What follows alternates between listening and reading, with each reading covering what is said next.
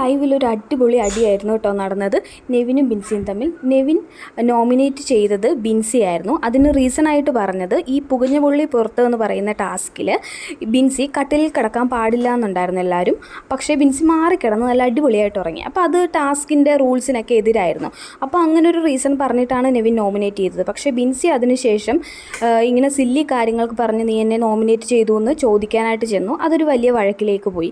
അങ്ങനെ പോയി നെവിൻ എടീന്ന് വിളിച്ചപ്പോഴത്തേന് ബിൻസിക്ക് അത് ഹേർട്ടായി. ബിൻസി പറഞ്ഞു, ഓൾറെഡി പറഞ്ഞിട്ടുണ്ട് ഷാനവാസിൻ്റെ അടുത്ത് എന്നെ എടീന്ന് വിളിക്കരുത്. അതൊരു വഴക്കൊക്കെ ആയത് വീട്ടിലെല്ലാവർക്കും അറിയാവുന്ന കാര്യമാണ്. അപ്പോൾ എടീന്ന് വിളിച്ചപ്പോൾ ബിൻസി ഉടനെ നെവിനോട് പറയുവാണ്, നിൻ്റെ അമ്മയെ പോയി വിളിക്കുക, നിൻ്റെ പെങ്ങളെ പോയി വിളിക്കുന്ന. അത് ബിൻസി പറഞ്ഞത് വളരെ മോശമായി പോയി. കാര്യം അമ്മയും പെങ്ങളെന്ന് ഇതിലോട്ട് വലിച്ചിടേണ്ട ആവശ്യമൊന്നുമില്ലല്ലോ.